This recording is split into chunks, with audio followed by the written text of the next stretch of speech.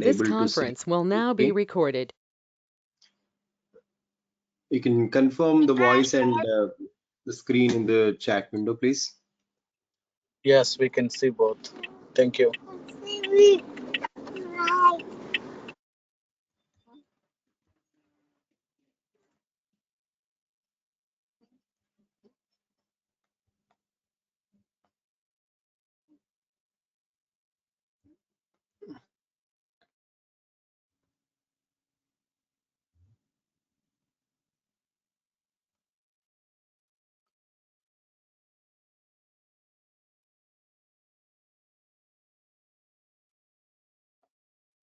So today's topic would be understanding about end-to-end machine learning or data science. Um, Not machine learning, maybe I'll call it as data science. Right. So data science is more apt.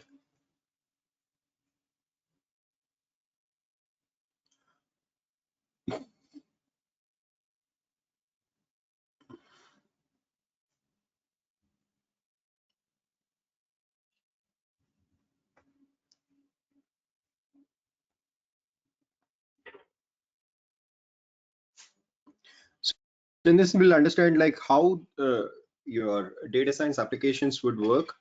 What are the inputs of the data science applications, and what are the key components of it, and how they flow through the system, and what will be the different job responsibilities one should understand, and where everybody will fit. So that is the scope for today's session. We will try to understand that in a great detail. So if you take I have around 15 years of experience, and in the initial years, the way we did data analysis, I would say like 20 years back or so, people used to collect information from systems. So there used to be systems where we used to collect information from, and then that would be fit into databases, primarily your RDBMS databases. And we used to feed the data into these Oracles or MySQL, Postgres, or DB2, or any kind of databases. Generally, we used to call them as ODS. ODS are called as operational data stores, and we used to have your front-end systems, your systems which would be gathering information, and that would be storing into your operational data stores. And whenever we want to understand the data patterns and other things, we used to run jobs or SQL queries. We used to run SQL queries.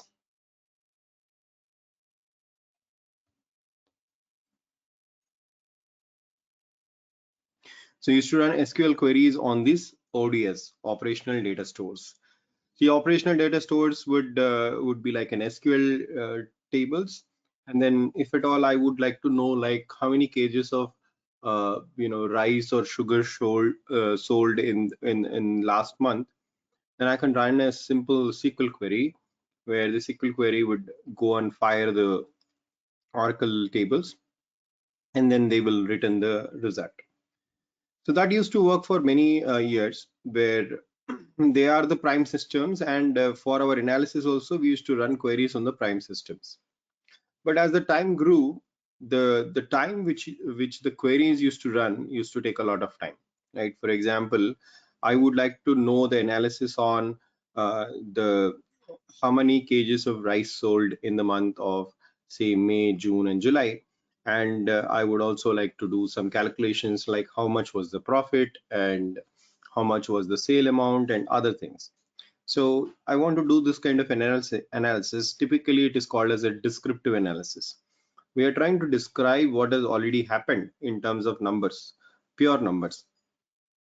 Now, when I try to do that, what happens is the query which used to run, the analytical query which used to run, it used to have a it used to kind of create problems with the real queries. For example, people are trying to do transactions. They're trying to do online transactions, And when my query is running, it used to have interference with the actual queries, the day-to-day queries, day-to-day queries in sense the CRUD operations, which used to insert, update, delete, and do other things. So somebody like a cashier or receptionist or somebody sitting and doing the transaction, they used to see a slight delay in the transactions because in the back end these queries were running. And because both of them were running on the same systems or the same database, this used to create these bottlenecks.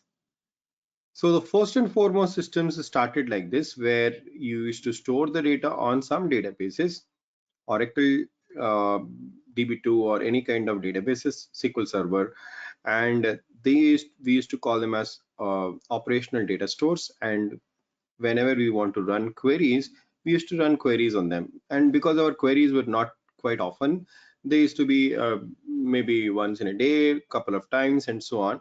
So we used to run queries on that, and it used to work properly, and we don't have problem. But as the time grew, what happened was these queries were kind of interfering with the actual business transactions, like the inserts, updates, the basic CRUD operations which the systems would feed in. Those were hampering, and because of that, the ODSs, we could not run on these ODSs. That was the initial days. Then afterwards, some people came and told that, okay, let us, because these queries were interfering in the daytime, let us run something like nightly jobs. So, so what are these nightly jobs? Now, nightly jobs are basically, instead of running the same jobs in the morning, we used to schedule jobs in the night.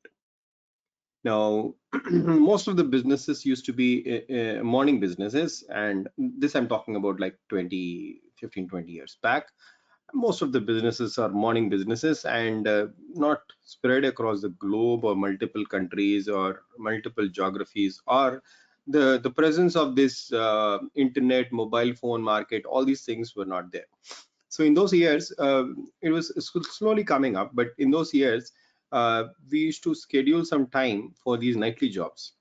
And the jobs again used to run these on these Oracle data store, operational data stores, because in the morning the systems used to be busy, and after a certain time, for example, the business used to close, and there were no more bookings or no more transactions happening. The shops were closed, so the databases were pretty idle, right? So during the night, for example, if I take an example of a US company, during the day, the databases used to be busy because there are some transactions happening. And during the night, the databases used to be um, pretty much uh, pretty much free. And because they are free, people then decided that why not we run nightly jobs. The same jobs which we want to understand the status or descriptive analysis of the data, instead of running them in the morning, people used to run it in the night. Got it? The shift you are seeing, there is a small shift.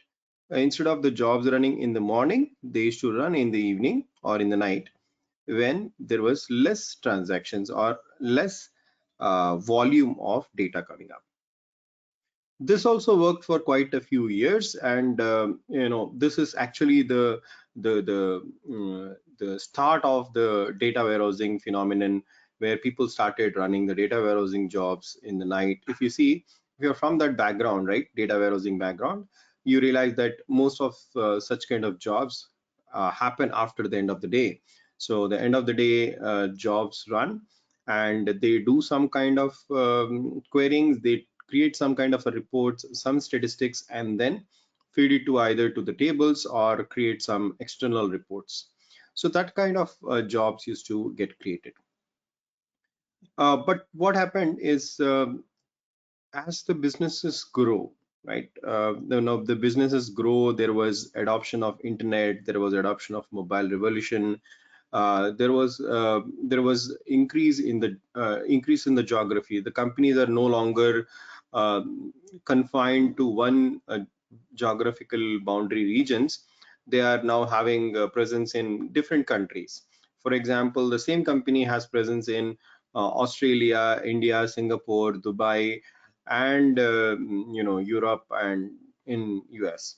So imagine if when US is sleeping, the other countries are awake. For example, Singapore, India, maybe Dubai. These countries are awake when US is sleeping, and when US is awake, the other countries were sleeping. So there was no good time for these nightly jobs to run. So people were having, these jobs used to run for a longer duration, and there was no special good time that we can say that okay, this is the right time when there is no volume at all. So there was no such time there is like a no volume, and every time some or the other country used to be awake and business used to happen, and that has created a kind of a drift that we cannot run this long running jobs even in the night. So what we do is we create separate systems. Now till now what we are doing, we are running on the same tables itself, the same tables where the data is being served, the input is coming to the same tables, you're running jobs on the same tables.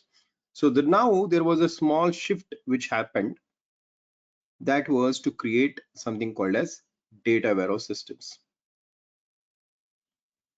So data warehouse is basically a mere copy of your primary uh, systems, and they have served to a to the wonderful purpose of also keeping the past data, right?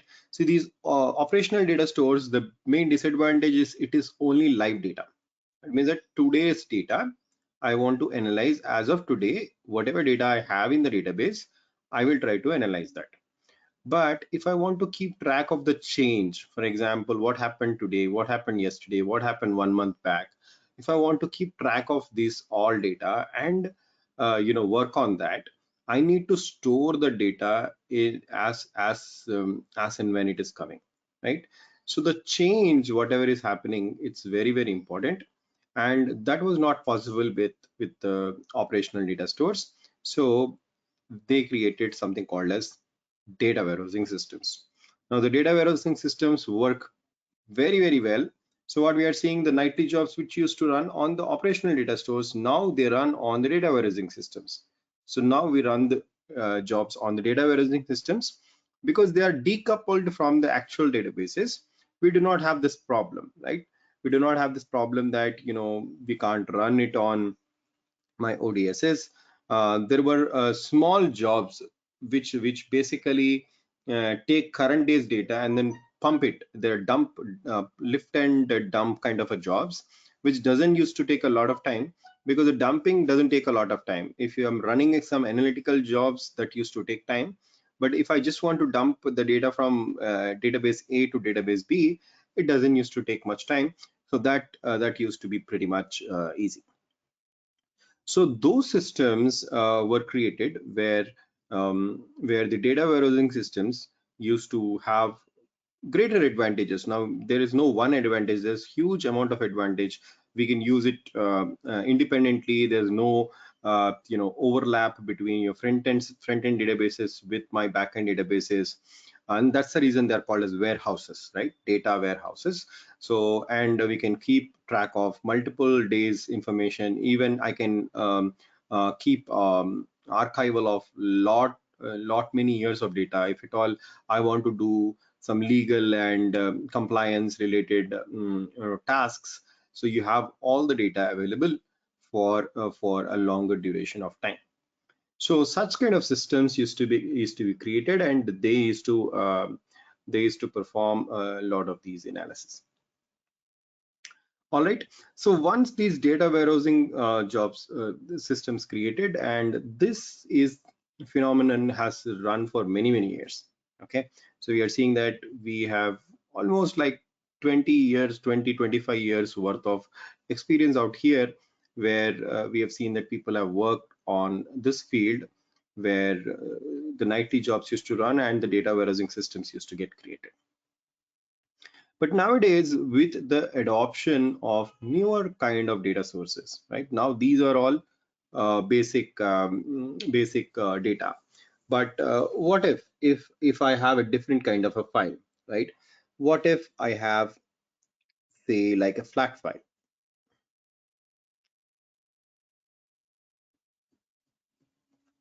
So I have some files or logs. So if I have some files and logs information, if I have some images,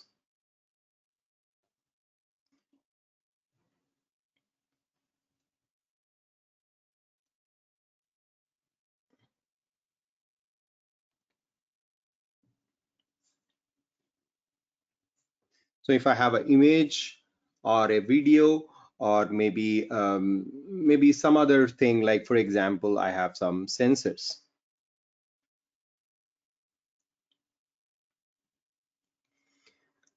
So I have some sensor data. Now the data, whatever we are seeing, it's no longer in one single format. So we have seen that the data is used to be pretty much normal. They used to have a row column format, structured kind of information. But as the systems grew, the formats have changed. So we are having some log-based formats. We are having some file-based formats. We're getting data in the form of images, we are getting data from sensors and other things. So whatever the data warehousing system which was created, that got expanded. Now, that got expanded into something called as a data lake.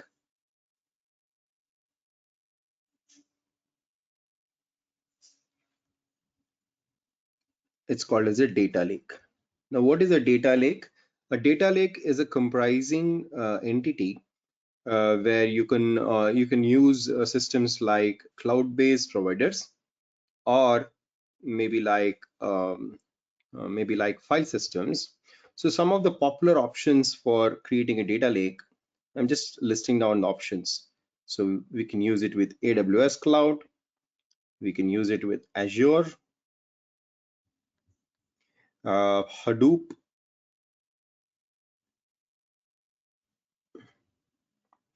some file system,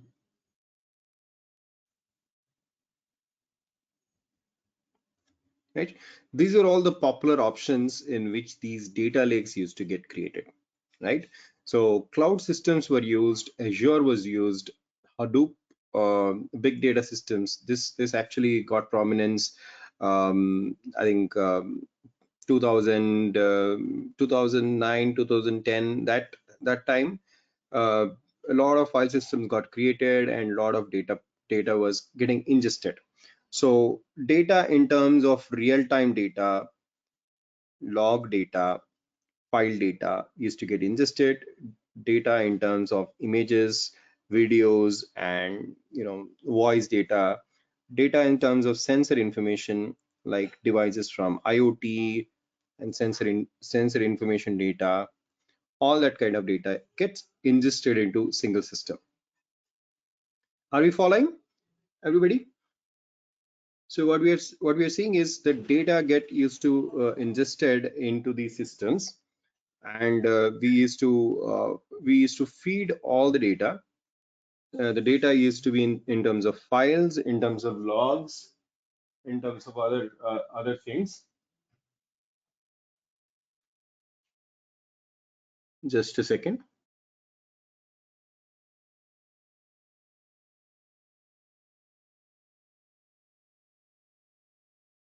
So when the data was in terms of databases, logs and data, so there are two options. Either it used to come through the ODS and to the data warehouse, and data warehouse was inherent part of your data lake, or used to run some tools like Scoop and other data ingestion tools. Those are the tools which used to come here. When the data was in terms of files, log data, or real-time data feeds, so there were popular tools again here like Kafka, Flume, Kinesis, And there are a lot of them. I'm just giving few names so that I understand. So these are the tools which are bringing these files, logs, and other information into the data lakes.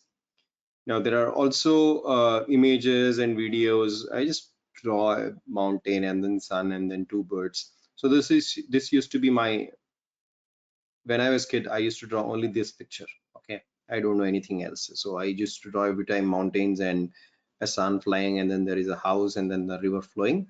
So so such kind of so images and videos, so those also used to come into the systems. Then we used to use systems like, again, Kafka and Flume, similar kind of a systems which used to dump the data into your databases. Similar is the case where you're getting information from other sensory informations, like this used to have IoT, and this used to be used for image analysis, images or videos, I would say, right? So images or videos used to come to the front end systems. So this is how it has evolved, that instead of having a single small data warehouse, in fact, not small, in single data warehouse, now we are now capable of handling multiple files. So what is the disadvantage, or what is the difference, not the disadvantage, the difference between a data warehousing system and a data lake? Now here in the data lake, what we do is it is now capable of doing multiple things. Now the systems are coming in terms of files, logs, documents, images, videos, sensor information, some retinal scans, you name it, right? So you are having multiple such kind of options available where we can feed such data, and then we can use the beauty of cloud computing, big data, and other systems, distributed computing, to not only host the data warehousing data, but it can also host a whole gamut of informations which are coming from these new sources. So you might have learned about these all things which actually you might have heard in multiple other videos, or probably you might have gone through other material. You might have heard that all this kind of information is possible. Now we are able to store.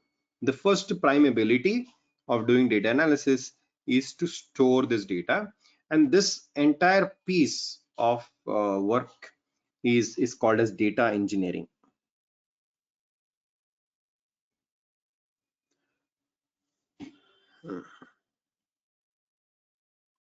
Let me give a different color.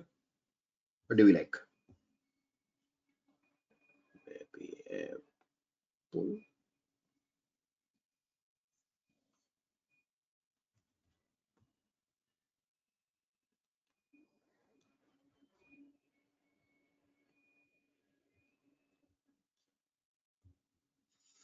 Now, data engineering, and the job role is data engineer. So what is the data engineer doing? So he or she will be responsible for setting up the systems. Now I have to set up the system of my data lake. Either I set up it a Hadoop or a cloud level, or ensure that you have huge amount of storage, ability to scale up horizontally, would have all the good things about distributed computing, and it should be able to have connectivity or data ingestion from multiple sources. So you have file-based systems, you have images, you have sensor, also you have your regular databases, business databases. Data is coming into the systems, and then we are storing it. So the first prime responsibility is to do data ingestion. Data ingestion is this all thing. So we are trying to ingest the data. So there are multiple ingestion tools. A person has to be responsible for that. They should also be responsible for setting up the systems, maintaining the systems, and working on that.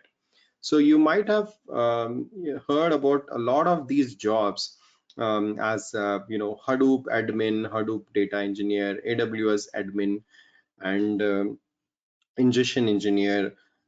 Likewise, these are the job roles, or big data developer. So these are the job roles which are falling under the data engineering gamut, right? So these are the areas which basically help you in getting the data onto the systems. Once you get the data onto the systems, just a second. All right.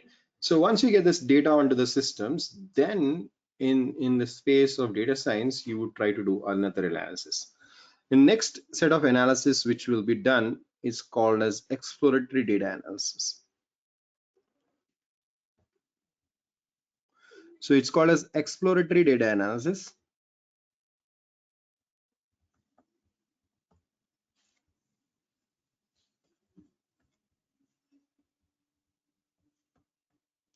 So what is an exploratory data analysis? It is basically a subset of your entire data science process, in which you're getting the data from your front-end systems, the data lakes. You feed the data and perform a lot of pre-processing steps here. Now, what are the steps which will be involved in the exploratory data analysis? You would do something called as data cleaning.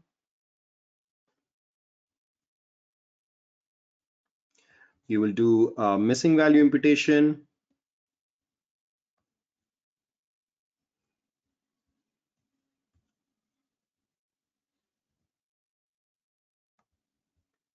Right? So you do something called as scaling, encoding,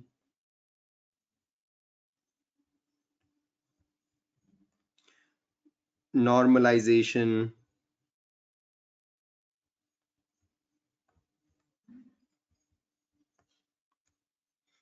You were joining or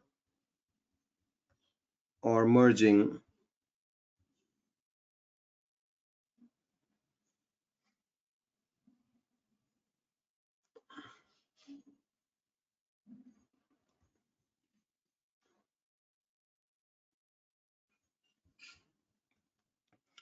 Right? So I'm just naming a few of them. There are a lot of pre-processing techniques which basically make the input data. The input data can be garbage. Okay, it can have a lot of information which is value added and non-value added. So the purpose of the exploratory data analysis is first to understand the data, find the patterns of the data, identify the non-value added data points and value added data points, filter out the value added columns or data points, perform the data cleaning, identify if at all there are any missing information in the data, because the machine learning algorithms doesn't like missing information. So what it does is identify if there are any missing value, missing data, and so on. So you perform something called as missing value imputation. You apply techniques like scaling, and encoding, label encoding, one hot encoding, standard scaling, min-max scaling, applying normalization, joining, merging, grouping, and all that things which are like the preparatory steps for getting into your data analysis. We do all that work here, right? So it involves a lot of pre-processing, and it is estimated that almost like 60 to 70% of the data science work happens here, because if we collect right set of information from the front end systems, if we clean it nicely, so half the work is done. The next part where we apply the modeling is just a piece of just a small piece of the entire equation. So the main concentration happens here of a data scientist, that how do we do this exploration, what data to be considered, what data to be removed, how do we do data pre-processing, ensuring everything is working normally and all. So all that thing will be taken place here. The next step, so this is basically called as exploratory data analysis. We would do data pre-processing and all that stuff. So the tools which are used here, so there will be some tools which are used here, and many a times you would see that. So we will use a lot of set of tools here. Specifically, you would use something like NumPy,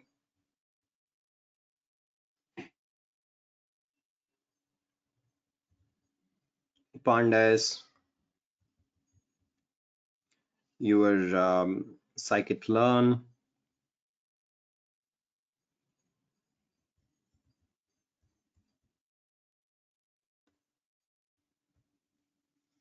matplotlib.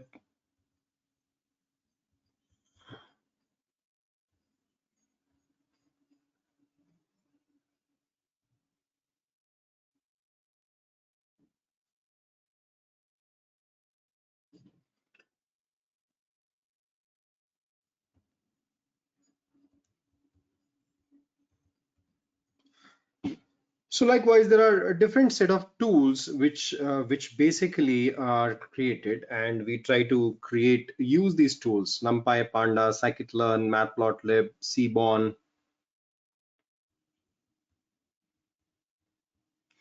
And then we need to understand all these tools. There are some visualization tools, some numeric operation tools, some data operation tools, uh, file operations. Multiple different operation tools are used, and all these things are used for creating your systems. So such kind of tools are used which help you in creating better systems. The next set of tools which is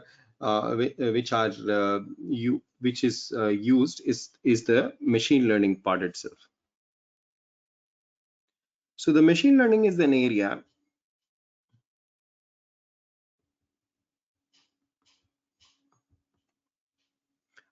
instead of machine learning, I would say give a general name, because we could use deep learning and other things also. It's called as modeling.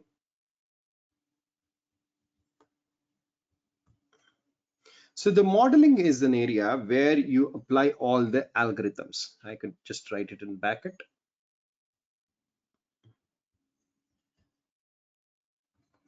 See, all these algorithms, whatever you learn, all these algorithms will be applied in the space where you try to put these algorithms in the purview, where you try to feed the data from this exploratory data analysis, and then you try to apply the algorithms.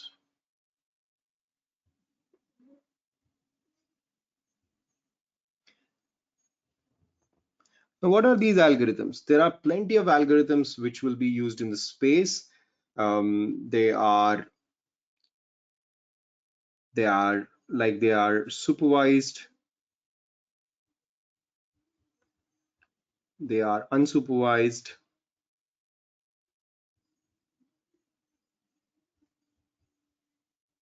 Within supervised, we have something called as classification algorithms. I can go and write all these algorithms. There are close to 20, 30 algorithms which we need to understand. Regression, set of algorithms. If I am trying to predict something, I'm trying to predict something as a specific category. So I'm trying to say, okay, this is category A and category B. Those all things fall under the classification problems. If I'm trying to predict some numbers like profit of the company, number of cars sold, house price, like that, those all things fall under regression category. So again, there are supervised, unsupervised, clustering techniques and different other things are there. I can also write clustering.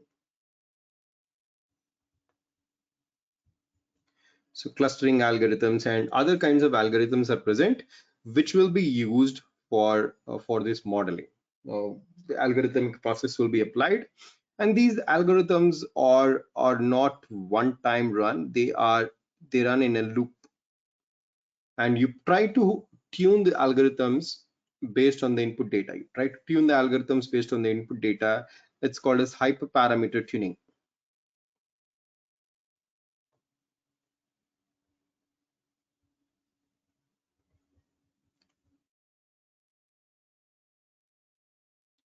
Now, what is a hyperparameter tuning? Because if I run the algorithm once, I might not get the best results, right? I might not get the best results. So what I do is I run the algorithm again and again and again, and then I finally get the best, what am I to say, the best representation, and that would help us to do the analysis.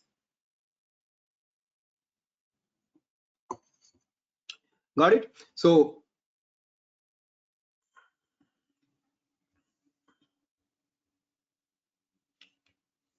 all right, so we might we might run these algorithms multiple times, and then you will be tuning some of the parameters of that, and that is called as hyperparameter tuning.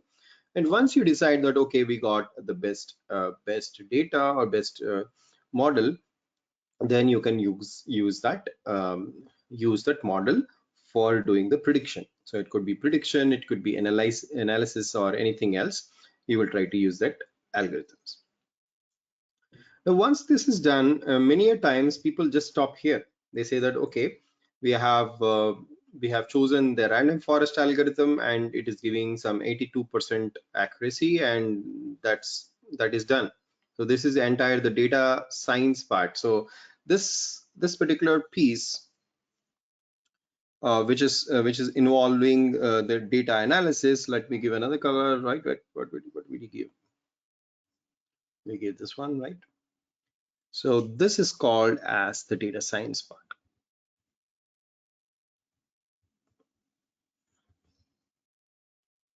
right?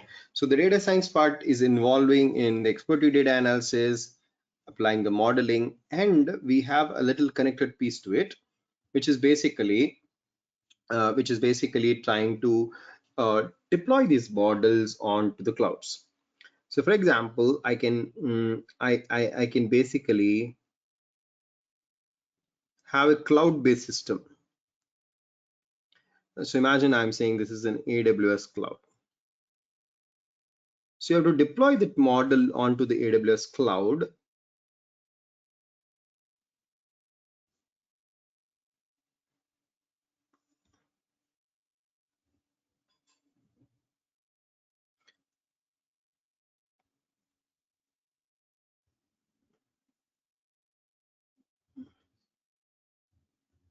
And then you create an API. So you deploy the model and you create an API.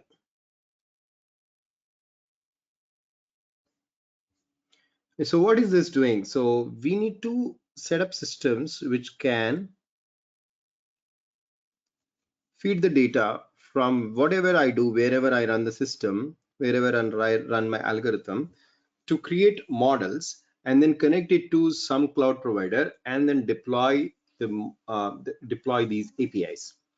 See, these APIs, what they do is they will be called from some other systems. For example, you can have a application calling.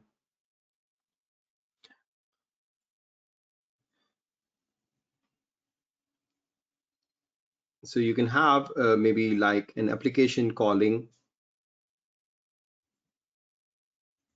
your program.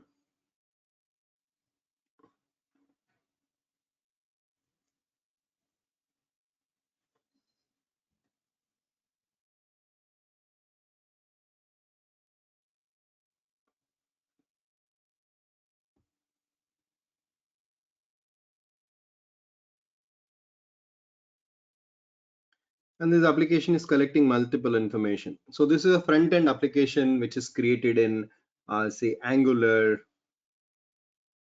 or React or say Java, or for that matter written in Flask or some Python based framework. So these application will basically interact with this API which is which is stored on the AWS cloud, and then basically it will do a to and fro information, basically to and fro message passing, and that will call. So imagine some application is created where the people have to enter uh, the name, age, basic salary, and the bank balance and other dependencies, the liabilities, home loan information.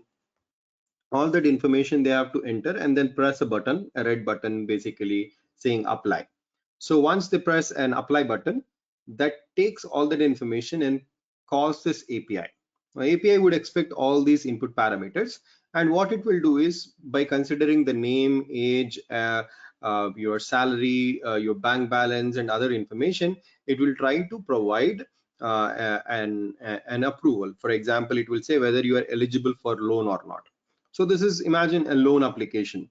So say like ICICI loan application, right? ICICI loan application, basically calling your system, and you get back the data, and that data would say whether you are eligible for loan or not. If you're eligible for loan, the screen will change saying that congratulations, you are eligible for loan, and it might also give a numerical number saying that you're eligible for 10 lakh 20,000 or whatever loan, right? And such kind of systems are connected, but we need to have provide this kind of a linking where we are passing this information onto cloud. So this is where you would need to have an understanding of DevOps.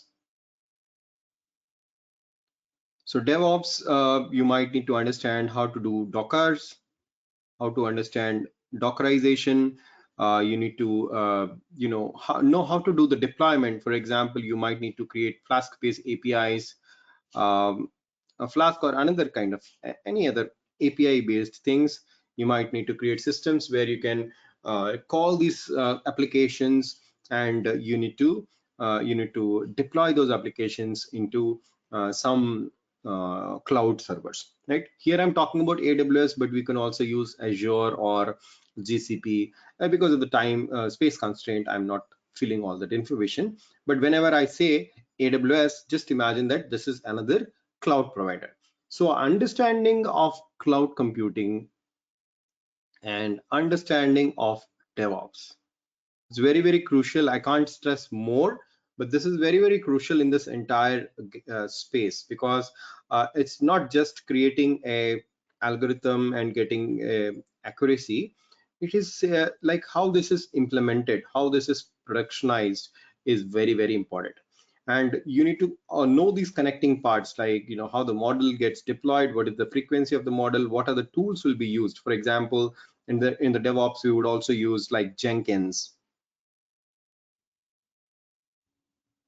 right? So you would also use Git and Artifactory and source code analyzing tools. Multiple things are there which will helping us to deploy these models onto multiple regions, non-prod regions and prod regions, and you will try to create applications which can be further called by front-end systems, or maybe called by an apps or anything which will invoke your application.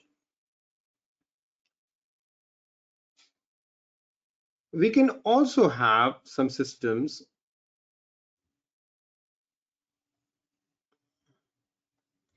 which are data visualization systems.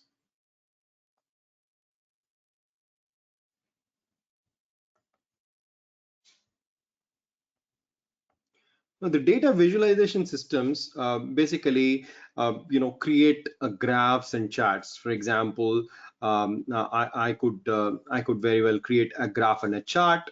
Maybe you have a line chart and a graph chart, or you're trying to draw some representation,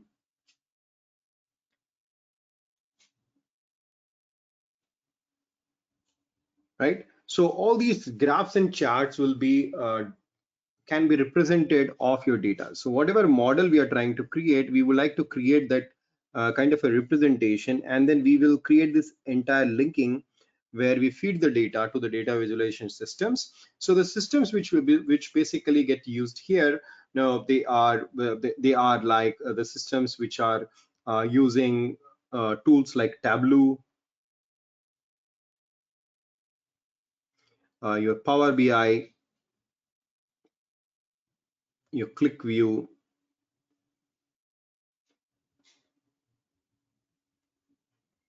right? There are multiple set of tools which basically are used in the market, and which will be connected to the front end systems, where you have these modeling data, where you need to have an understanding of how they are connected to the system.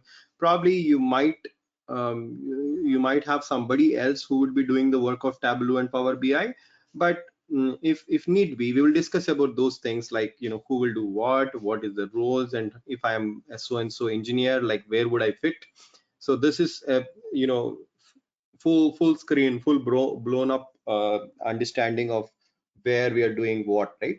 So these Tableau and Power BI, these are all data visualization engineers, because we have to tell stories about our data, right? If I am just saying that I'm giving an Excel sheet with some 10,000 rows of numbers, that doesn't make sense, right? That doesn't make sense to your senior officials. You need to create some kind of representation. You try to create some understanding of your data in terms of some stories, and kind of link it. You kind of create dashboards. You say like, okay, this is how the sales increased, then you got corona, then because of that there was lockdown, the sales plummeted, then we did not have car sales for the month of April and May, then slowly the market picked up, now we are back to normal. So if I want to explain all these things, I need to represent the same thing with data. So there are tools which will help us to create these representations in terms of reports, dashboards, and so on. So Tableau, Power BI, these are the very commonly used ones. There are plenty of them, but these are some of the commonly used tools. And here in the top, what we are seeing is this part of this is called as inference. This is called as inference.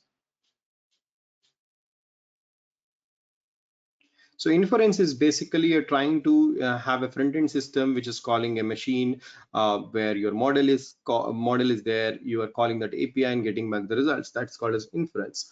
But you could also have a batch-based inference, like not only the online inference, but you can also create a batch-based inference. Now, in a batch inference, what you do, I can say batch inference.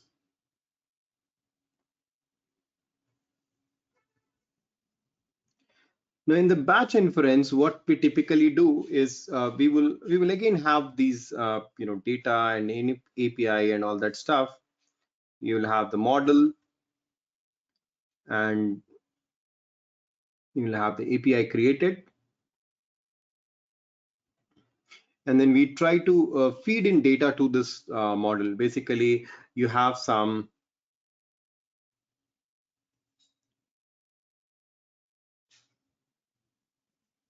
data will come in the file format.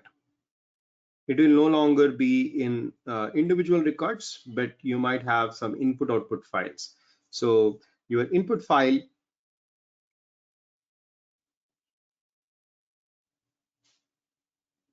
and then you have your output file.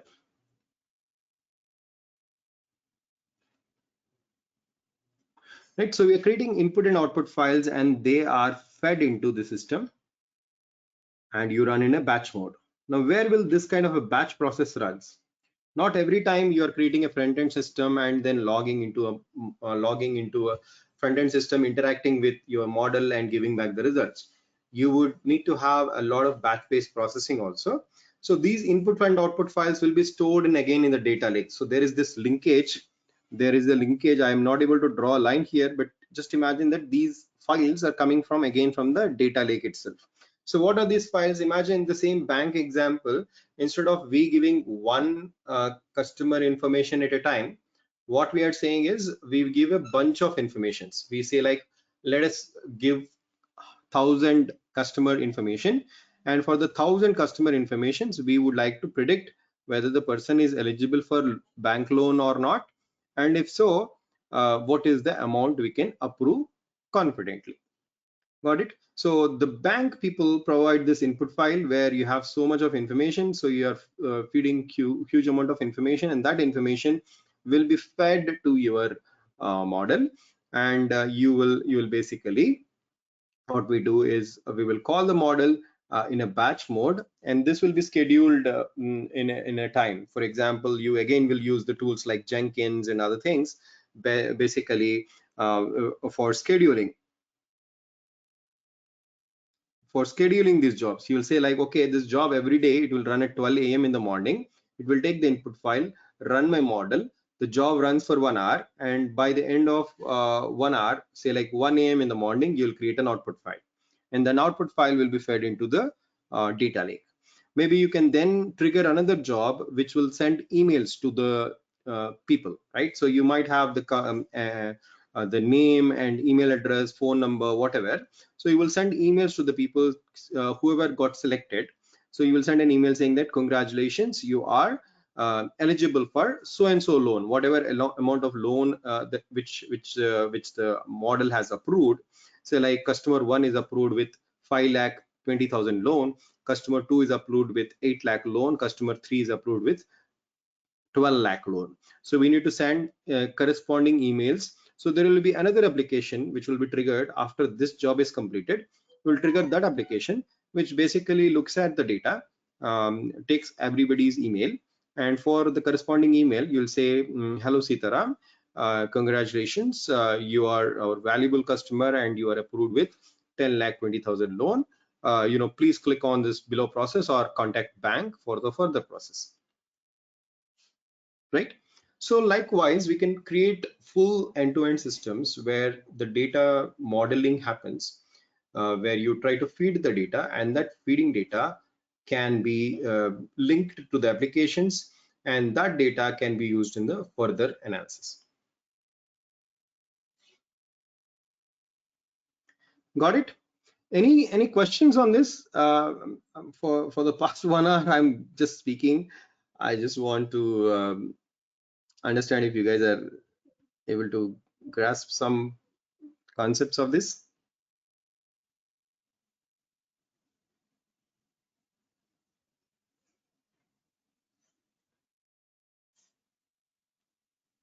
Any questions on this?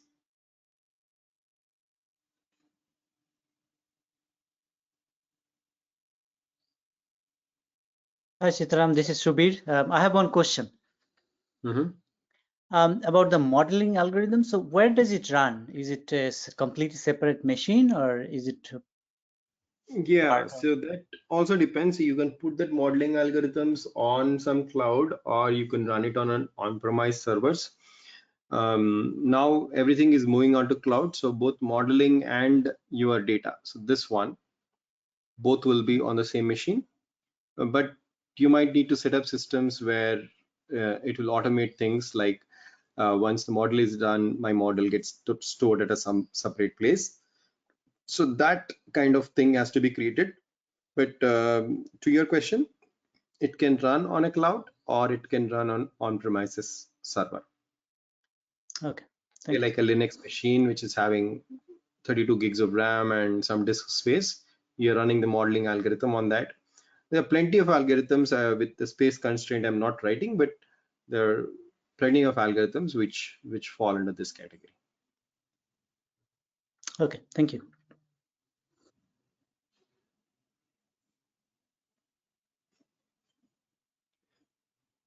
Any other questions?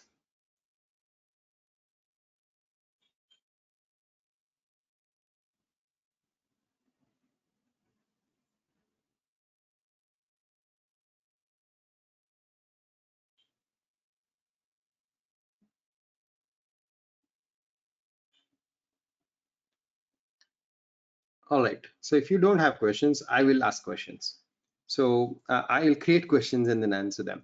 So there will be some important question that I am from a data warehousing background. Now, where do I fit in this entire big thing, right? Where would I fit?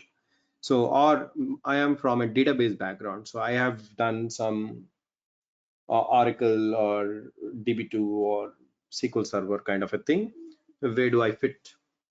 So for such kind of people, I would recommend to come from this side. So as you're seeing to the left of that, where we're performing a lot of data engineering, data warehousing, you have to do some transformation and data ingestion, and all these things requires a good amount of database knowledge and also the data management knowledge, right? You know how the transformations are done, how the mappings are done, how we would do apply some data cleaning techniques or data pre-processing techniques. All those things would be in this space. So you are seeing that the data warehousing, the data lake part, data ingestion part, and then coming to the exploratory data analysis. So for such kind of job roles, it is they need to focus on first on this area, and they will be very much comfortable because once they understood that, okay, they already know like how to manage the data, how to do the queries, how to get information.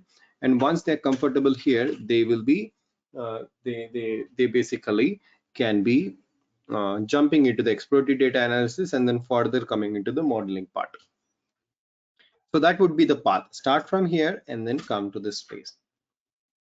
There will be second question that, where would a person who is doing completed Java or who has worked in such kind of application building for quite a few years, uh, Java, .NET, or any other C++ or anything, and then for such kind of a person, where does he or she fit? Such kind of people will fit here. So the job roles which basically are called as machine learning engineers, ML engineers, is the job role which will be used for that. Let me write it. ML engineer. So ML engineers, basically what they do is they will have interaction with the systems. They will know like how the systems are created, how they have to interact with the APIs, the understanding of creating RESTful APIs or probably like GraphQL or any other kind of models, and how do they call, how do they interact with JSON and other fields, and how they can develop these Dockers, running containers, Flask connections using Jenkins, and so on. And then they can then slowly come into the data modeling and then to the data exploratory data analysis. So this should be the area of interest. Somebody who has come from BI or such kind of a thing, like where do they fit in? So their expertise would come here, where you might could be used as a data visualization engineer who knows a good amount of understanding of algorithms, how the data is created, and how they can visualize that output of the algorithms in some kind of graphs, charts, and so on, so that which could be told as a story. For people who are having system admin, system related application developer kind of a roles, they will fit in this batch inference processing. They need to understand how these components are involved, understanding of cron jobs, maybe autosys or any other kind of schedulers, understanding of Jenkins, and then putting all that into place where they'll be able to invoke some APIs, write some shell scripts to invoke the APIs which could be triggered, and that could call the jobs, take the files, and execute this output. People who are like freshers. Now, somebody maybe like a fresher who do not know anything about databases, who do not know anything about front-end systems. Now, where should they step in? They should also step in as a basic machine learning engineer if they have a background of computer science. Now, for example, somebody who has completed their computer science engineering or MSc, MCA, or or MTech or MS in the computer science or IT, they can become an ML engineer.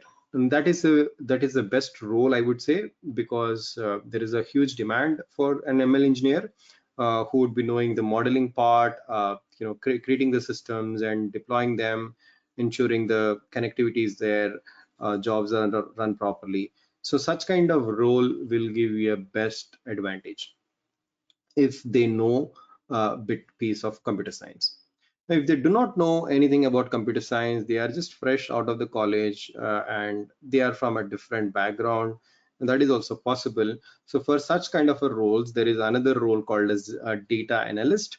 Or data analyst would be partially doing exploratory data analysis and using some kind of ingestion tools, and they might use some amount of SQL, some amount of data science part, and some amount of Excel and other processing. So data analyst is like a smaller role of a data scientist. Now, data scientist would know all these things. He would know like how to do data ingestion, exploratory data analysis, modeling, and some part of machine learning engineer role, and primarily in the modeling and exploratory data analysis. Mostly their work would be in the central part where they would understand the data cleaning, missing value, other works, and also apply all these algorithms to get better results. They will also doing hyperparameter tuning to get better analysis and better results, and such kind of things will be done by the data engineer, right? Sorry, data scientist. So these are all some of the roles. Now there will be a question that, do I need to learn all these things to become a data scientist or maybe a machine learning engineer or a data engineer? Do I need to learn all these things? This looks to be so much. That will be another question. The answer to that is may or may not be, but if you have an understanding of all these things, at least the understanding. So I'm not saying that you become master in Tableau and master in data modeling, master in DevOps or things. But for working as a data scientist, you need to have this understanding of how these things are connected. You need to have an understanding of cloud computing. You need to have an understanding of DevOps, how these models are developed, how they are deployed, what algorithms are used, why we use a specific algorithm.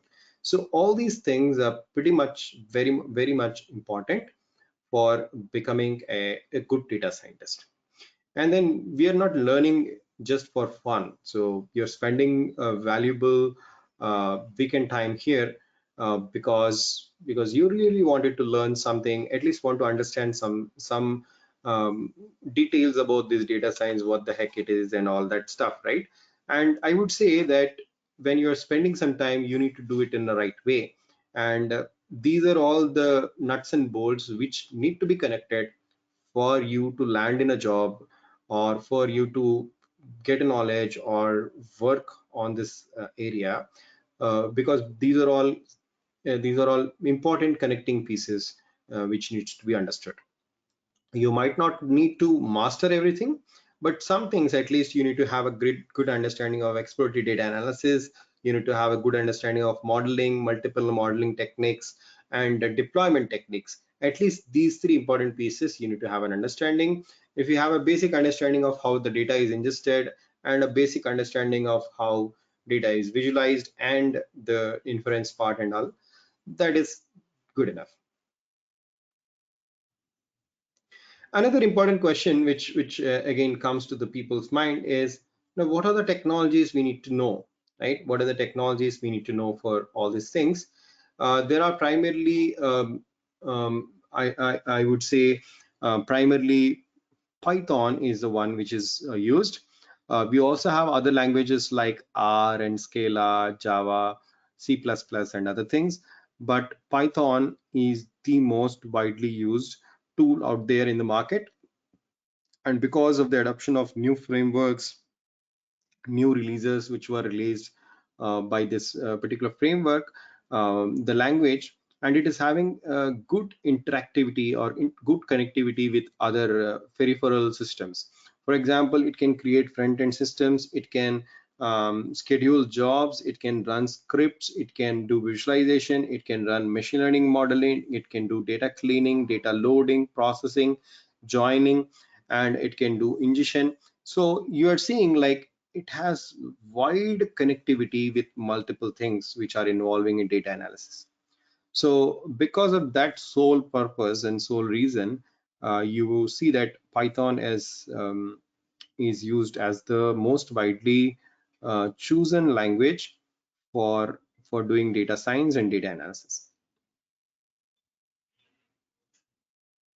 And people also ask that, okay, these are a lot of tools, and if I get selected as a data scientist, do I need to do all these things?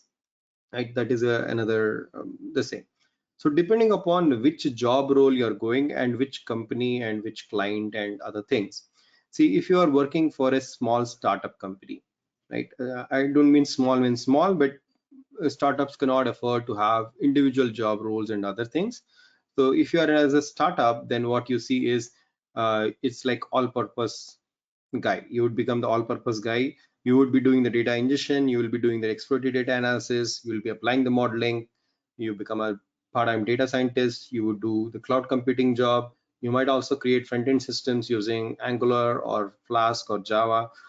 You might also run reports, some BI reports using Tableau. You might have to run these jobs as a cron jobs, as every day, every Sunday, these job runs. So you have to create all these things. And if you're working for a small company, then you would become jack of all trades. You would know all these things, and there might be a requirement that you need to know all these things for getting your job done. But when you get a job in a decent sized company, maybe like a service company or maybe a product company, you would have a specific role. You might be having a data engineering role, big data engineer, big data developer role. You might have a role like a data scientist, junior data scientist. You might have a role of ML engineer, data visualization engineer, and front-end engineer, UI UX developer. So you will have you can have a DevOps person separately. You can have a cloud guy separately. So you might have to interact with different people. So you might be a data scientist, then you do not know anything about AWS cloud or deployment, and you do not know anything about DevOps components, right? Then you would hand it over your model to that guy, and with some kind of documentation, so that that guy will do the deployment, will spin up the servers and do the deployment and so on. And they will be interacting with another UI team who will be developing the front end application for the loan. And they will have like what pages to click, what will be the HTML, CSS, the look and feel, all that stuff will be developed by them. So it depends like what kind of a company we are going in, what type of role we are going in. So if the company is small and it's budding, and then there will be a huge opportunity to learn, but you need to break your back for learning or doing at least all these things. You might not be master at everything, but you need to do a bits and pieces of everything to get all these things connected. Probably you give a demo to a client and they get satisfied, and then there will be a bigger project which is approved, and you get a bigger paycheck. That's how it works in startups. But when coming to bigger companies, you take any service company, they'll be having different job roles, right? You will be having a confined job role. You will be either a senior data scientist or a junior data scientist. You'll be either a machine learning engineer, DevOps engineer, cloud developer, or or a big data developer.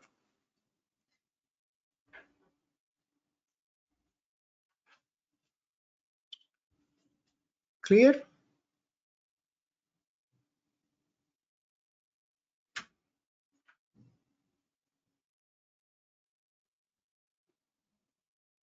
Any other questions which I might have missed something?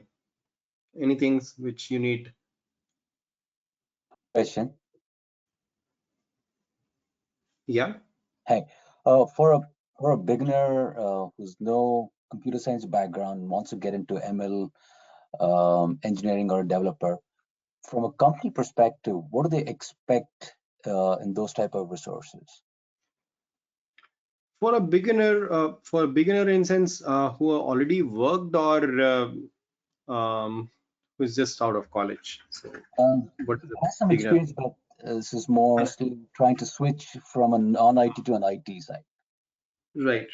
So I would so if somebody's experienced, what people will expect is they should have an understanding of the domain perspective, how they can bring in their previous experience. They should be able to link their previous experience of doing these things, like how they can analyze data, what good things they can bring it to the market. They need to have technical expertise, that is very, very important, but they can also bring in the domain expertise, saying that okay, we have done so and so, and I have done so and so work in the past, so I could use my experience for getting into the um, creating some systems for you. Or else what happens is it will be like a pure new role. It's a complete switching. Then it will be purely like a new role, And unfortunately, what we see is not everybody gives that opportunity, that I don't know anything about data science, I just learned it and then I'm implementing. So it will be a little hurdle, but it is possible. Many people I've seen who did switching, um, provided they need to create, um, they need to give their best, and definitely they should be able to turn around the tables by using leveraging their previous experience, and then putting into the new job opportunities. So expectations will be they need to have technical expertise, and some people also say that they need to have some previous experience, at least doing some POCs, projects, and so on. So what I generally recommend somebody who would like to switch is to create a very good social profile. So that I generally talk in the course, basically like how to secure a job, what are the key important things and other things, which are very general, because instead of we sending out our resumes to the companies should look out for people who are already working in the space. So you have to create your social profile, you have to create some projects. People ask, like, do I need to do some certification? There are plenty of companies who just want to live with the certification cost, right? And then people become guinea pigs, that if you do a certification you get a good job. That is not really true. Somebody, for a fresher it is okay, but somebody who is having certain years of experience, the more amount of knowledge you bring to the table, the more amount of expertise in terms of doing projects, all those things matters. So I would recommend people to create a lot of projects, explore the projects, put them into GitHubs or some common repositories, because GitHub is the new resume. For a specific data scientist, if you need to have at least 4 or 5 projects in your GitHub profile, portraying your knowledge and expertise, and you should put them into your resume. That would give a lot of weightage. Also, it is recommended to have a social presence in LinkedIn and other kind of platforms or portfolios, where you can put some of your knowledge, interact with people, grow the network. So that certainly helps, and it has helped so many of my fellow students, where they have improved this kind of a uh, technique, where you try to interact with more people, create more network, and put some valuable information out there in the net, so they attract jobs. And requirements are there, only that there is no connect between the requirements and the candidates. So if you are able to portray some information, some knowledge out there in the market, then certainly people will come to you. There will be LinkedIn requesting that, we have this job, would you mind doing it, right? So that certainly works, but that's a bigger question, and there are a lot of connecting parts to it. So I hope that answered. No, you did. Thank you so much.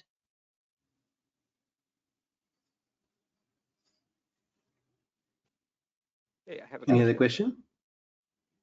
question? I'm currently working in the area of data warehousing, PLSQL, and ETL, and all those main data warehousing. It's been many years. I'm thinking it's a good idea to move towards data science and learning all these things. What is your suggestion? Does it help, or like? If you So there are plenty of material online. You can, if you are a person who would like to go and do research in University of Internet, which I which is which is a huge source out there in the market. This is the path you have to. This is where you are right now. You have to go understand these two components: expert data analysis and modeling. If you know the tools and the related technologies, you can definitely switch in, and whatever previous experience you have in PLSQL or data warehousing area, all the pre-processing things, that will certainly help. And it is easy to also view the story that you have worked on so and so client which has so and so data requirements, and that they have used the data science for so and so thing, then I was part of that work, and these are the tools I used, and this is how I made the progress. And certainly people will be able to take it. And I would say that is an easy path, because you're seeing you might have worked on the data area already, and that will be an easy part to get into the algorithms because they are just an extension of whatever we are doing. Data warehousing does the descriptive analytics, where data science would be focusing on predictive analytics. So it's a connected thing. Right. Okay. So Okay, if you thank you. are interested, you could you could go learn in the internet and do anything. But if you would like to join a course for us, with us, you can certainly join a course, and there So would be. I'm not sure. I actually joined a little late. So did we cover what are we going to cover in our course, or upcoming course? What you are going to take, or like? I'm actually interested to join the course. Just wanted to Hmm. know how it's going to work because I already know some part, but is it the, I mean, it's like Yeah. again, data side I'm already, so I just wanted to know. Yeah, so I can give a little glimpse. Probably you can also join. There is next week we would be running a demo session. So this 2 days I just want to share my knowledge. I don't want to boost on the course and other stuff, but Okay. definitely you can join the next week. But I can give a little glimpse about what the course would do. Basically, the course would be roughly around 2.5 months to 3 months course, which would cover about math for data science. Let me talk about the topics. So it will cover math for data science. So that This includes is very statistics, important. probability, and statistics. Probability, statistics. Math talks about more about linear algebra, calculus, matrices, and differentiation and other things, so which are even more deeper concepts. Then we will understand statistics for data science. Then we'll understand different Python tools, Python for data science, or Python tools I would call. There are plethora of tools again here where we'll understand NumPy, Pandas, Matplotlib, C1, Jupyter Notebook, and all those things. Then we'll get into machine learning.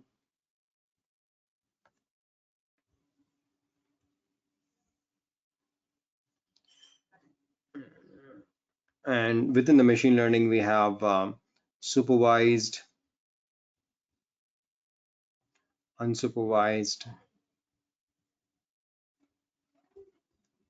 and then reinforcement learning.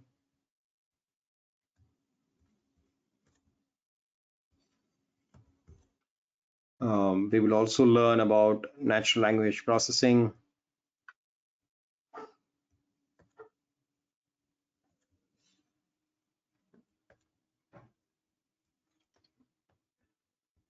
We will learn about deep learning.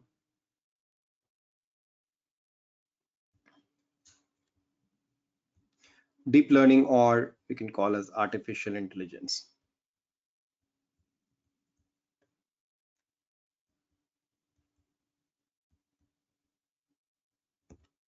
And we would learn about cloud computing for data science.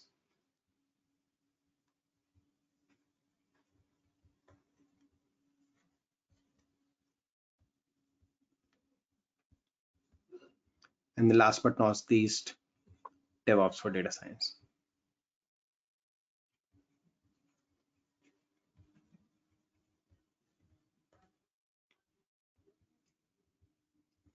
So these are some of the prime topics. The entire course would be around 2.5 months to 3 months, not less than that. That is one thing. Generally happens daily, 5 days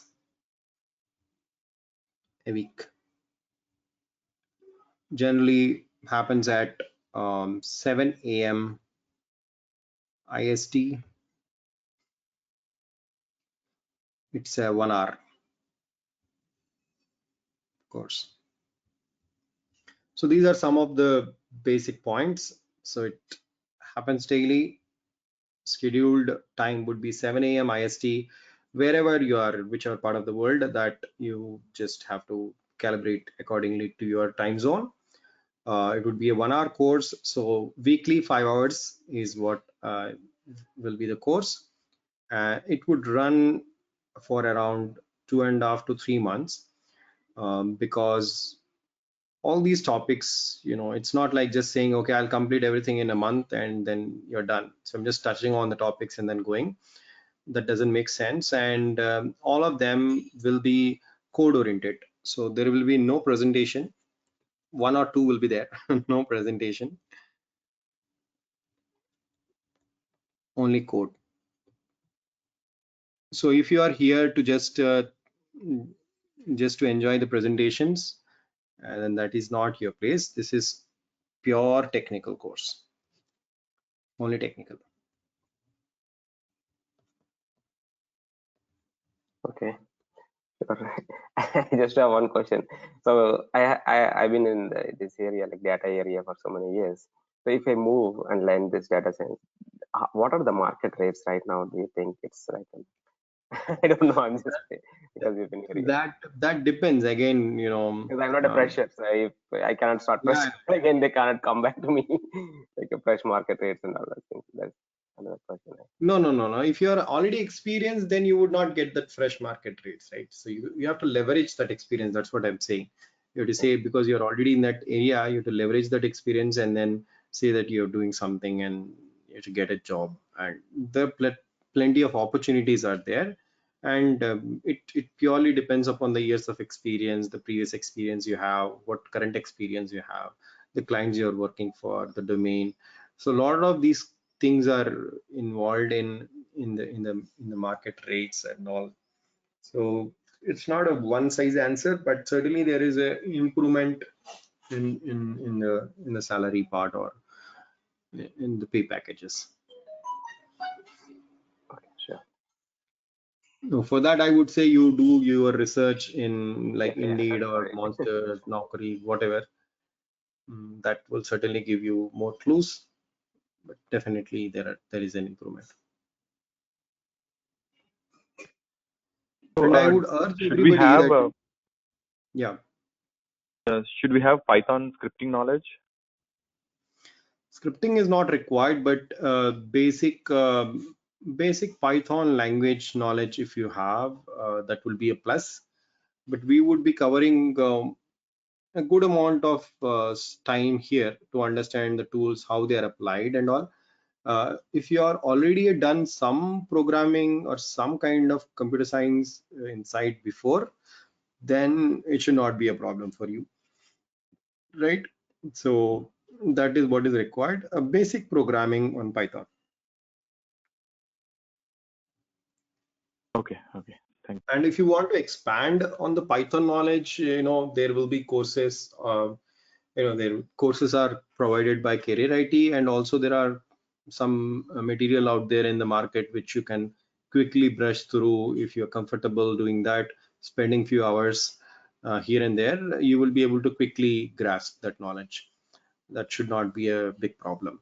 The thing, Python knowledge, what I'm asking is like, I would not be covering like how do you write a function, how do you define a class, and how do you call the functions. These all things I would not be talking, because it would be waste of time. If that kind of knowledge is required, certainly you can take a parallel course.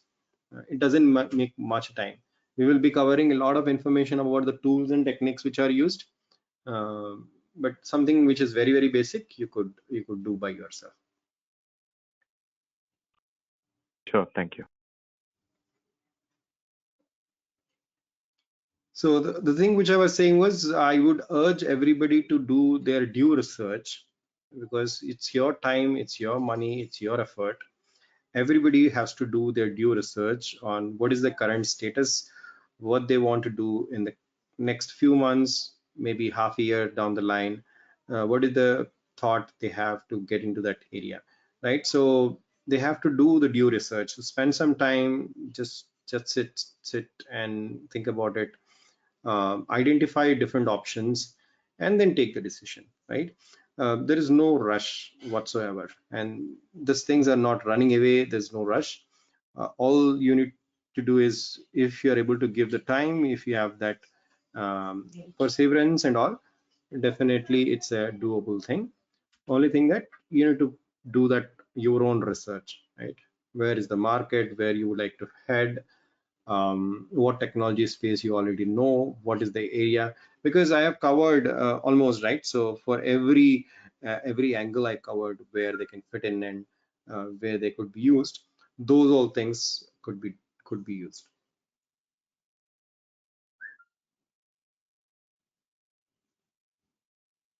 All right,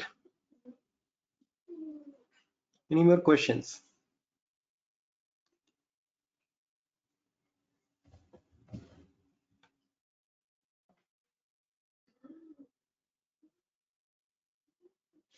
And I hope in the course we will be covering the real-time examples and problem solving, right?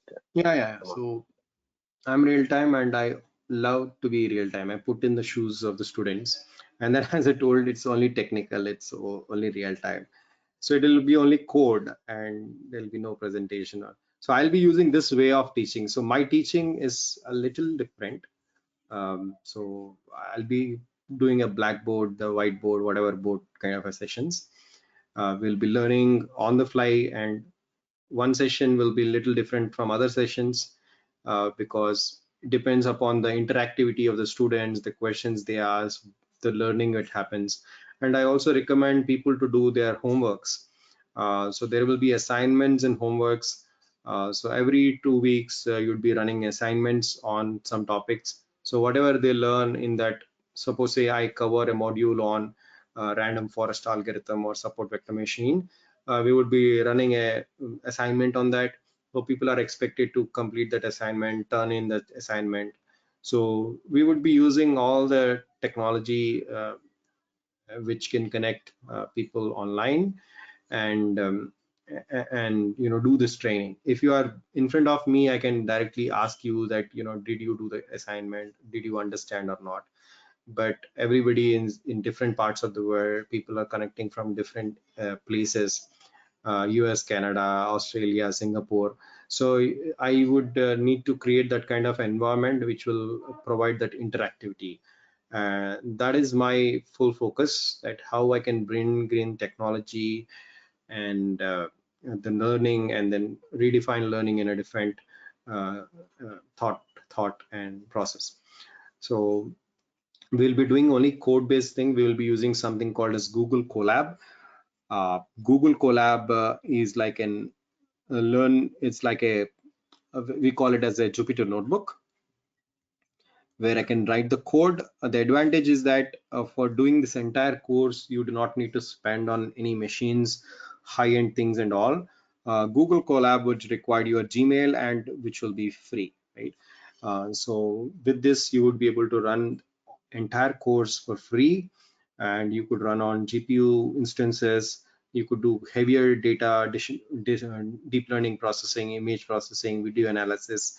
All those things could be done um, with one small Gmail ID, and I suppose everybody would have a Gmail ID. So all the code would be run on that. But apart from that, I will also be teaching like how do you create projects. Internally, we'll be learning about Visual Studio Code. Our entire projects would be done on that. We would also learn how to deploy the models. So all those things will be learned internally. But primarily, we would be using Google Colab for running the course.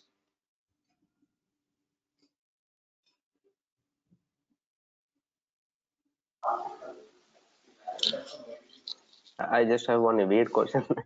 So how different than the right now here their universities providing online data science like 1 year course that it's like I think both we came from that, like is it completely different than that, like uh, what is it different? What we can do is we can circulate our curriculum. You can do the comparison. I'll talk to the organizers to circulate the curriculum to everybody. See, I'm bringing the concept of practicality, and I'm not saying that these universities are not providing that. See, one thing, if I do a comparison with respect to the time invested, with respect to the cost invested, and with respect to the scope. So I'm narrowing the scope to the applicability of the program, right? So if I want to really get a job as a data scientist, what all things I need to know and how it is done in the real world, that is what I'm focusing on.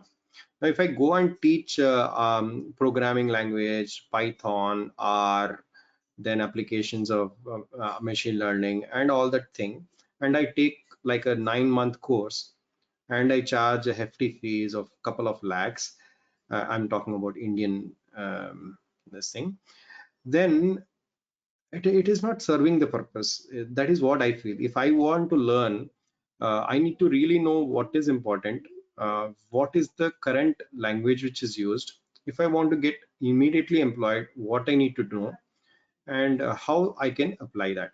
So nowadays we have people who need to understand like how the sprints run, how we have to get the small 1-month jobs and get that deployed. And so for doing that, what all things a developer has to know. So my prime focus is doing that. And you might see the academic colleges and the universities running courses for 9 months, and they might be teaching a hell lot of mathematics. They might be talking about machine learning, and then they go to every algorithm, and they will go to a textbook algorithm like naive Bayes, and then they teach for a couple of weeks. And when I take that naive Bayes algorithm, I never be using that algorithm in the real world, because that is so much outdated and it depends upon a um, lot of assumptions. I'm just giving an example. I'm just not going criticizing anybody. But if I understand an algorithm which is more textbookish and academic-ish, which is not really used in the real world, and I spend a couple of weeks on that just to understand it, which I will never be using in the real world, that is waste of my time and effort. So my view is that you need to spend good amount of time. I would think that 3 months of time, which is not small time, it's a good amount of time. We spend so much time, and we need to exactly know what is important rather than knowing 2 or 3 languages. Imagine if I know Python or Java to solve the same data science problem, and I spend like 3 months of my time. Is it worth it? Am I using R language? Am I using Java for this? No. And why would I learn those things? It's my time waste and my effort waste. So that is the point I would say. My design of the course is such a way that whatever we require in the real world, we need to learn that and discard other things and give priority. It's not like you have to discard everything else. Imagine you think that okay, our language is important. Once we know Python and once we know the applicability of that in machine learning, it's very easy to switch over to another language and apply it. It's very easy. You will not require again 3 months of an effort. Maybe a couple of weeks you'll be able to pull it through. So that is my thought. And certainly what I would recommend is I'll ask the career IT team to circulate the curriculum to everybody. Please spend few minutes, go through the curriculum. Every topic we would be having mini projects, and there will be at least 20 mini projects. So it is a project oriented course. I told it will have 20 mini projects and at least 2 major projects.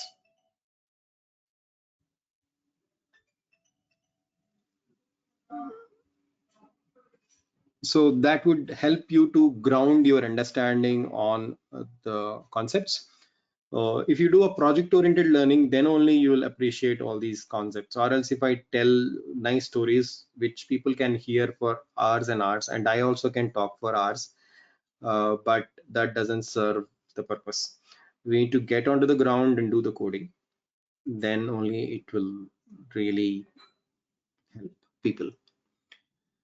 Okay, so get the curriculum. I'll talk to the team and then they will circulate the curriculum to everybody. You can scroll, look at the curriculum. You will see that the topics which are covered, what projects which will be covered. So close to 20 projects are there. So you can go through the projects. It will talk about what algorithm we'll use, what is the business area. All those are real-time projects, so that you understand while learning the concept, you will understand all those things.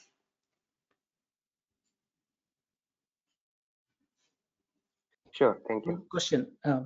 You mentioned that you'll be using Visual Studio to create the project. So you expect everyone to have the Visual Studio on their machine?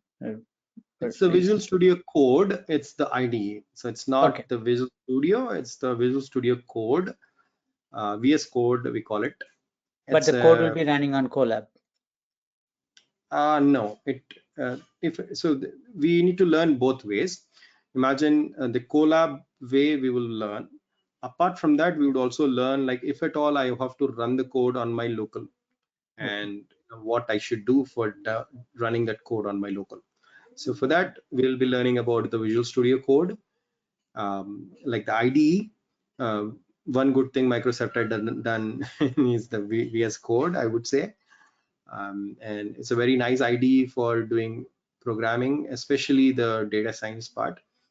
And I know the ID, but everyone should have that on their machine to learn, or while taking the course, or it doesn't need to be. you can get with, it's not required per se, but we will be running some projects which would need you to run the project. You can use any idea of your choice. You could say, like, I would like got it. Yeah. or anything else. But the one which I use is VS Code. Okay, got it. Right. So when we run the projects locally, you need to develop them and run them and all. So for that, you need to do that. Other ID like Eclipse or any Java oriented will work, or Eclipse would work, but more, I would say there is Eclipse kind of thing called as PyCharm, which is from JetBrains itself, which is more Python integrated. You have a lot of library connectivity, the programming construct, standardization and all. That is what I would recommend. If somebody having Eclipse kind of a understanding, then PyCharm is the one to use. Okay, thanks. Hi, Sitaram. This is Satish. Yeah, Satish. So I'm looking to build a career in data engineering. I've been taking a course from Creative Books from trainer Suresh from a couple of months. So today I just attended your class, like a demo class for SQL and all. So I have this question, like, like when I read any blogs, they say that data engineering and data science, they both are more similar than to say that they both are different. So, and also I have this, I have read this in some blog because I don't have any friends who work in real time. They say that data engineering down the line, it will lead to data science. So I'm just confused as a fresher, who is searching for a job in data. So could you please tell something about that? And that was my first question. And the second question is like, if a person who doesn't know anything about data, and if he was just like trying to build his career in data engineering, like how would you guide him, like what to learn and all, the AWS cloud or big data or whatever it is? I'm just expecting real answers, so that would be helpful, because I'm really liked the way you're explaining everything in detail. So I'm really expecting an answer that would help me. So yeah. Okay, so you attended the sessions since start, because I was clearly talking about data engineering and data science both. If you have not, then the video would be shared. I would say, like, you can look into it. So here I have drawn a huge map of that entire transition. Is it on the okay? left side, you're seeing data engineering. This is where whatever tools, whatever you're learning, they fall here, and they will closely integrate with the data science tools. You do a lot of exploratory data analysis, modeling, and all. So I have spent almost like an hour on talking this. No, I have just confusion between Create IT folks and men, because I was just trying to join to the link that I was used to join every day, and they posted me a separate link which leads to me this. So I think I Not a missed an problem. important part of this. Yeah. So not a problem. I'll just summarize it, but because everybody has understood this, or who are waiting for past 2 hours, they already know what I spoke. So it's Okay. basically both are integrated. You have data engineering where we talk about all the big data, Hadoops, all that stuff, doing data ingestion, using some of the tools, integrated very tightly with data science, because it's an extension, and just an extension where we can integrate predictive abilities, applying modeling and other things, where we can use those modeling for the analysis, right? So this is the entire flow. You can, I would request them to upload the video or send the video to everybody. So if anybody has missed, or you would like to forward this video to somebody else, that is good enough. Can go through this, because this explains clearly about what your first question is about. Second question is also related, which also I spoke a little bit about, if you're a fresher, where to find a job, and if at all the data science and this is the right thing or not. One question which I would like everybody to answer themselves is whether they like this data processing and data analysis and all that or not. That is the first important thing. And because this involves a lot of technical things, this is not a plug and play, a drag and drop tool kind of thing. Maybe in the future you might get those kind of capabilities, but at this current point it would demand understanding of good programming, so software engineering and other things.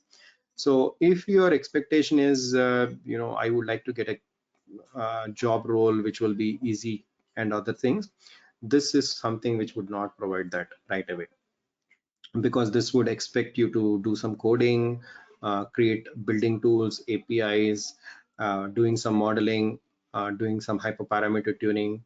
Sometimes you might have to create some models as well. So that would require a good amount of analytical capabilities and also language capabilities. So I'm not trying to scare, because you asked to give a very frank opinion, I'm giving a very frank opinion. Somebody who has that thought, uh, I would say that you need to have a strong base in programming first, and then get into some of these areas. Definitely that will help.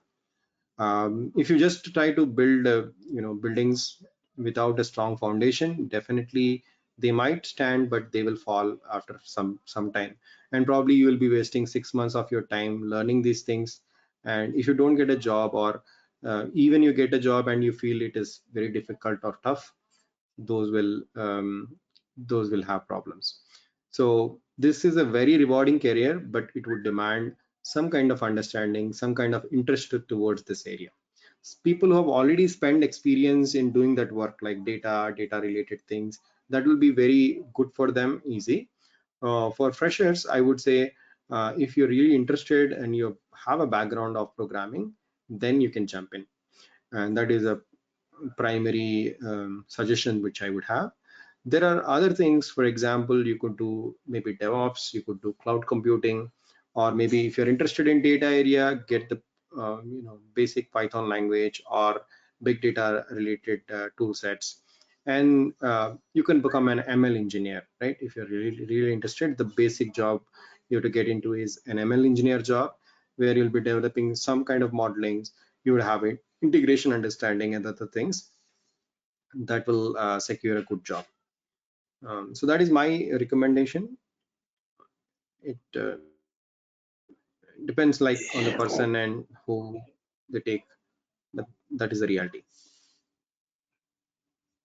If somebody says that is very easy, please join, and you can make fortune out of it, that is not really true. There's some making fool of us. It requires good amount of understanding, good amount of knowledge, and also you need to be interested in this, right? If you're not interested, your job would be difficult to do. Sure, that helps, Sitaram, and it was very detailed. And thanks for saying that, for your your honest opinion. Mm, So I'll just go through this video, what you told about data science and data modeling and data engineering. So I'll just try to understand the answer for my question. So, and that's all. Definitely, you go through the video, you'll get the answer. I Sure. promise that. Yeah, because I really like the way you're teaching and your detailed explanation. So that's why I just wanted to know from your words. So not that I know, but still, I just wanted to need a ask a Yeah. honest opinion. So and one last thing, if I'm not waiting you up. So can we like, is there any source that you can recommend, like one source that you recommend to get us real-time knowledge on data engineering? Data Because engineering.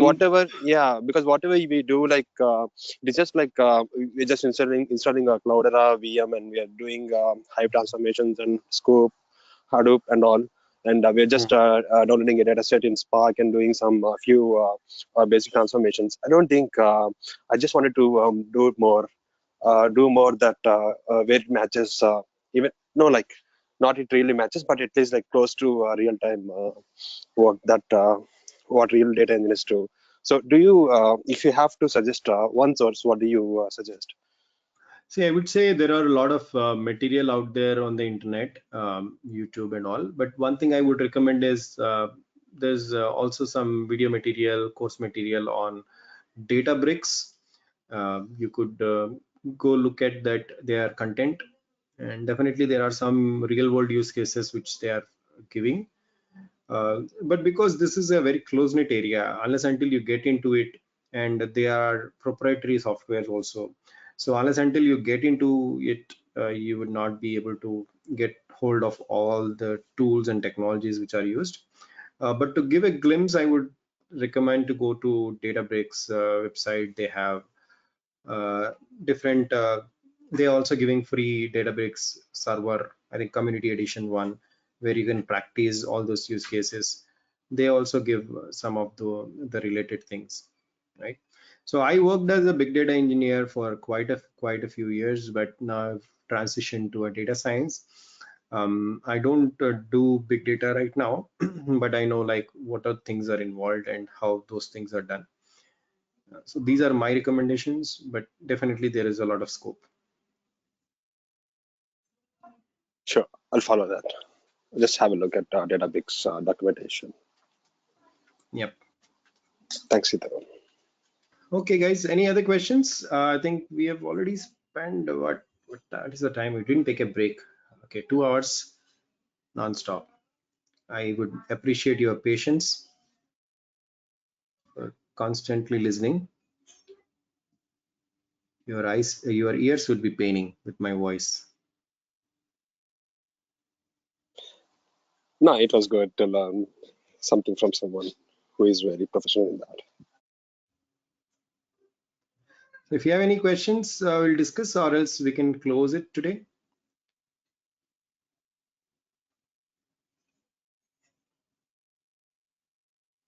Sure, thank you. Thank you very It was much, good guys. That should be all. Thank you. information. Have a nice Thank day. you. Questions? So, Sitaram, when is the actual course going to start? What date? I think they are planning for after Diwali. So it's today on 16th. Okay, got it. Post Diwali. So next Monday is not this 9th, this is on 16th. For that week, probably we'll go a little slow because people will be hopping in, hopping off, and things happen. Once things stabilize, we would speed it up. And maybe if you are in the US or other parts of the world, you might have Thanksgiving week. So it would be on 25th. So people will be on party mood, but we would be starting on 16th and then slowly speeding up by the end of the month. Got it. And you said at 7 a.m. IST, right? 7 a.m. IST, yes. Okay. So whatever time corresponding to the other part. Got it. Thank you. You're in India or other place? I'm in US. Okay. Yeah, so whatever corresponding time, that would be considered. Yeah, sure. Yeah, thanks. And one question, you will be teaching the whole course, or are there any other instructors? Yeah, I'll be doing the entire course. Okay. Thanks.